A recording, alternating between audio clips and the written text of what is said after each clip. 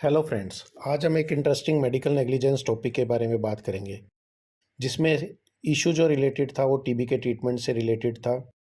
यहाँ डिस्कशन हुआ कि कंप्लेनेंट को ही प्रूव करना पड़ता है कि डॉक्टर नेग्लिजेंट है। रिसेंटली अभी नेशनल कमीशन ने 18/3 को इसके ऊपर अपना फाइनल वर्डिक्ट दिया है। कंप्लेनेंट ने कहा कि मुझे फीवर था, मैं अपोनेंट 1 के पास गया 2014 में जनवरी में। उन्होंने कुछ टेस्ट कंडक्ट किए जिसमें एक्सरे भी था और उन्होंने मुझे डायग्नोज किया टीबी के लिए और उन्होंने ट्रीटमेंट स्टार्ट कर दिया।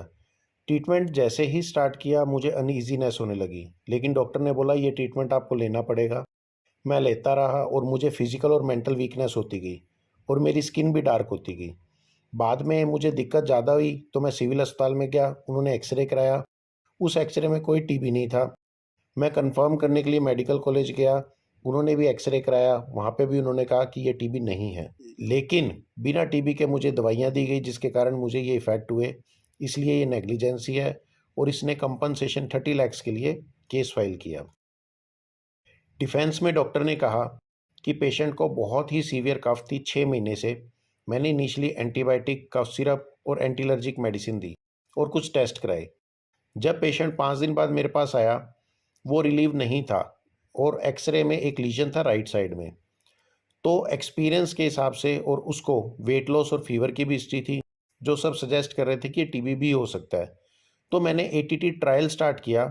एटीटी ट्रायल जो बुक्स में प्रूवन है और ये गुड फेथ में किया गया है, ना कि ये नेग्लिजेंस है।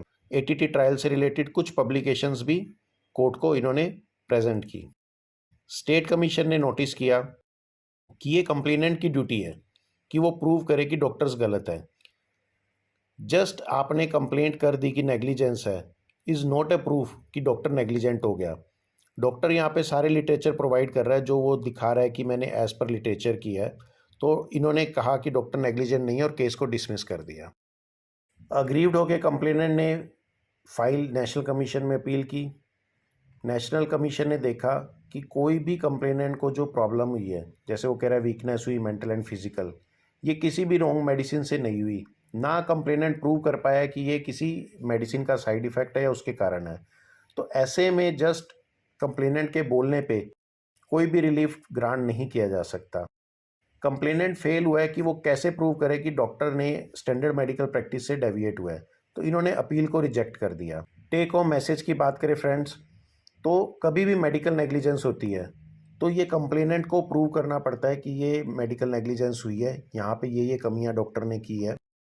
डॉक्टर को एज सच प्रूव करना पड़ता है कि उसने जो कुछ भी किया है वो एज सच मेडिकल नॉर्म्स के हिसाब से है। अगर आपके ऊपर कोई भी केस होता है तो सबसे पहले आप खुद को प्रूव करेंगे कि आपने जो किया है that is acceptable as per the medical literature, और कंप्लेनेंट बोलेगा कि इन्होंने ये चीज़ यहाँ पे मिस की है।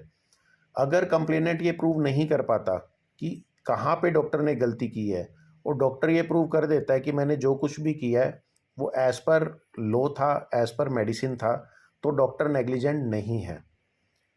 कभी भी एक्सपीरियंस के बेसिस पे लिया हुआ डिसीजन, जैसे यहाँ पे इन्होंने एटीटी ट्रायल का लिया, इसको हम नेग्लिजेंस नहीं कह सकते। Thank you friends. अधिक से अधिक जानकारी के लिए आप हमारे चैनल पे सब्सक्राइब करें या नीचे इस वीडियो के कमेंट करें।